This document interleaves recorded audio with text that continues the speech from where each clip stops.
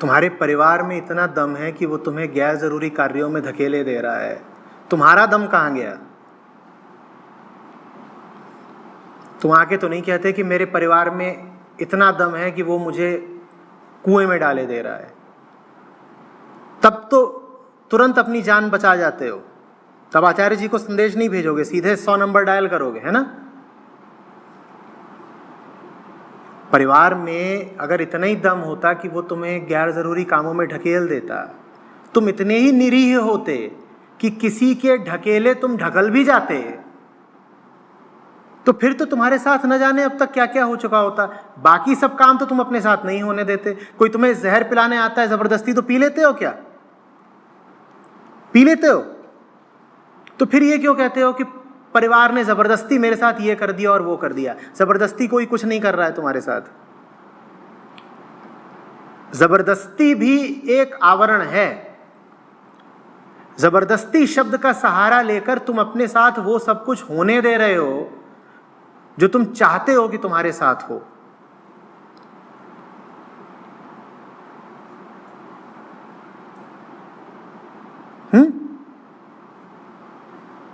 तब कई लोग होते हैं, होली पर उनके पास जाओ, नहीं नहीं नहीं हमें रंग मत लगाइएगा, हमें रंग मत लगाइएगा,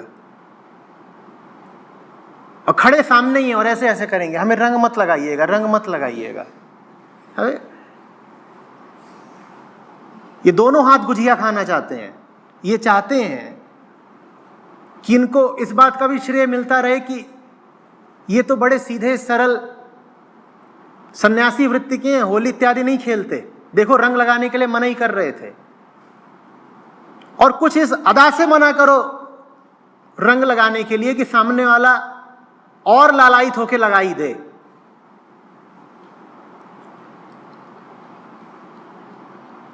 तुम अगर नहीं चाहोगे कि कोई तुम्हें रंग लगाए तो किसी की औकात नहीं कि तुम्हें लगा दे, और अगर तुम्हें रंग लगाया जा रहा है तो इसका मतलब तुम साझीदार हो प्रक्रिया में।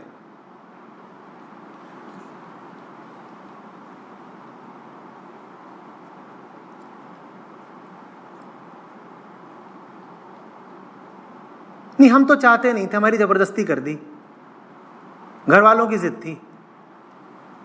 और क्या क्या कर दिया घर वालों ने जबरदस्ती, या इसी मामले में जिद पकड़ गए घर वाले? तुम्हें अपना दामन भी पाक साफ रखना है कि हमारे ऊपर ना आए कि अपनी मर्जी से करिए और काम भी हो जाए।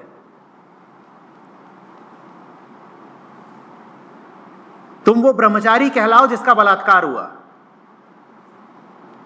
ये ना कहो कि स्वेच्छा से यौन कृत्य करा, कहो हम तो ब्रह्मचारी ही थे, बलात्कार हुआ बलात्कार। न तुम ब्रह्मचारी हो न दूसरे ने बलात्कार किया है, तुमने स्वेच्छा से मनमर्जी से वो किया है जिसकी तुमको हसरत थी। पर ये खूब चलता है स्वांग।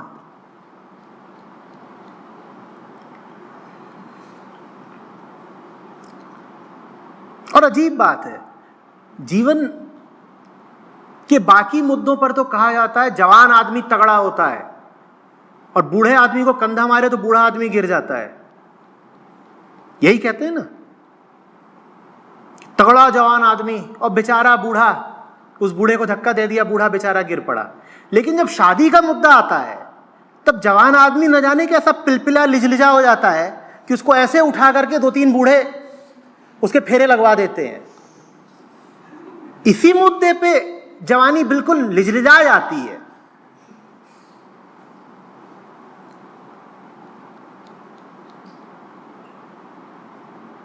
बाकी मुद्दों पे तो नहीं होता। बाकी तो मेरे पास बेचारे माँ बाप आते हैं कि बेटा पकड़ के पीटता है, खास तौर पे शादी हो गई है उसके बाद। कम से कम दर्जन भर मेरे पास मामले आ चुके हैं, और बड़ा दुख होता है मुझे। माँ बाप बिल्कुल यही बताने आते हैं, माँ बाप को मार रहा है लड़का, हाथ से भी मार रहा है, डंडे से मार रहा है, लकड़ी से मार रहा है, ये समय चल रहा है ऐसा। तो ऐसा तो नहीं है कि लड़का निरीह है। जब माँ बाप को पीटने जैसा पाप करना होता है तब तो निरीह नहीं होता। लेकिन इन मुद्दों पर लड़का बताया करता है कि हम तो ब्रह्मचारी थे, हमारे साथ तो धोखे से कर दिया।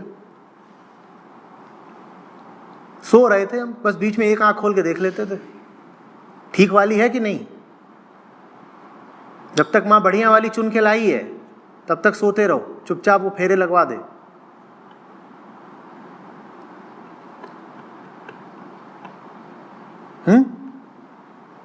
हम किसको धोखा दे रहे हैं भाई?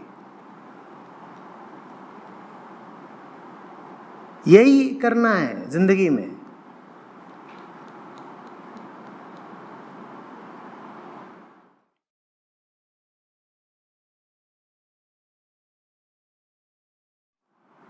होम सिकनेस माने क्या? घर की ईंट, दीवार, पर्दे, किसके लिए सिक हुए जा रहे हो?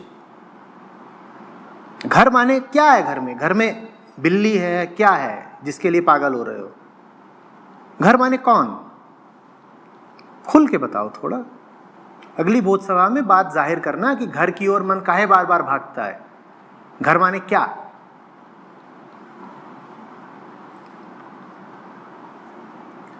ये सब जो दबे छुपे शब्द होते हैं, इनकी आड़ में हमारी असली नीयत खूब पर्दा पाती है। Home sickness. अब होम सिकनेस का मतलब मोह भी हो सकता है, काम वासना भी हो सकती है, रुपए की भूख भी हो सकती है, अच्छे खाने की चाहत भी हो सकती है, कुछ भी हो सकता है। पर जो असली बात है वो निकल के ही नहीं आई। ये शब्द नहीं है, ये पर्दा है। इसने कुछ दिखाया नहीं, सब छुपा गया।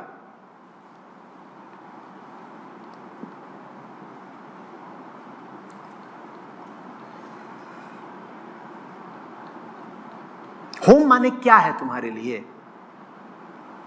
ये तो बताओ।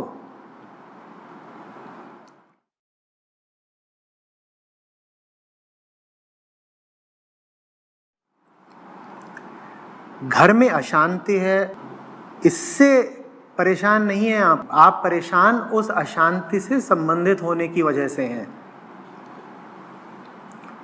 ठीक अभी जब मैं आपसे बात कर रहा हूं, दुनिया में कितनी जगहों पर युद्ध चल रहे हैं, मार पिटाई, लड़ाइयाँ चल रही हैं, लाशें गिर रही हैं, शोर त्राही त्राही मची हुई है। ये बात आपके लिए परेशानी का कारण है क्या? नहीं है ना। जहां जो हो रहा है होता रहे, आप कहते हैं। आप अभी शांति के साथ हैं, आप अभी मुझसे वार्ता कर रहे हैं। घर में इतनी अशांति है तो आप उस अशांति से इतना संबंधित क्यों हैं? इतना समय क्यों देते हैं उसको? शांति का पहला उसूल है शांति की ओर बढ़ो, अशांति से कन्नी काटो। जिस जगह आपको पता है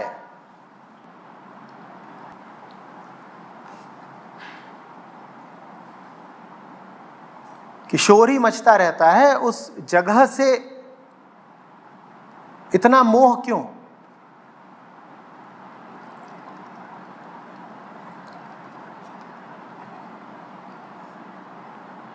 और बहुधा ये देखा गया है कि आपका मोह उस शोर की आग में घी डालता है। आप जरा पीछे हट जाएं, शोर भी कम होने लगता है। शोर करने वालों को दिख जाए कि इतना शोर किया, घर में प्रवेश लेंगे ही नहीं, तो शोर भी कम हो जाएगा।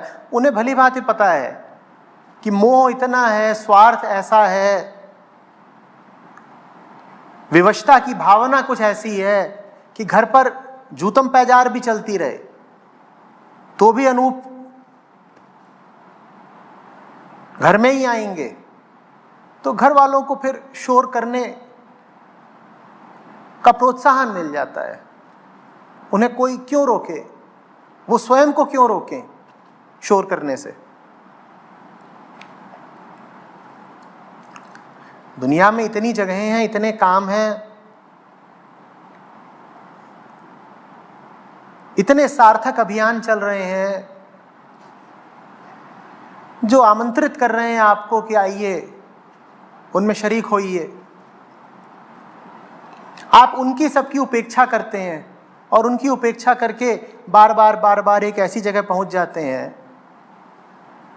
जहाँ मूर्खता व्यर्थता के उपद्रवी कार्यक्रम चल रहे हैं, क्यों पहुंच जाते हैं आप ऐसी जगह पर? वहां पहुंचिए भी तो बाहर किसी सार्थक काम में इतना श्रम करके पहुंचिए कि घर पहुंचे नहीं कि सो गए। घर की चिल्लपों में शामिल होने का ना वक्त बचा ना ऊर्जा बची। घर पहुंचे नहीं, खाया, सो गए चुपचाप। 5 लोग सर फोड़ रहे हो, आप उनके साथ छठे क्यों बनते हैं?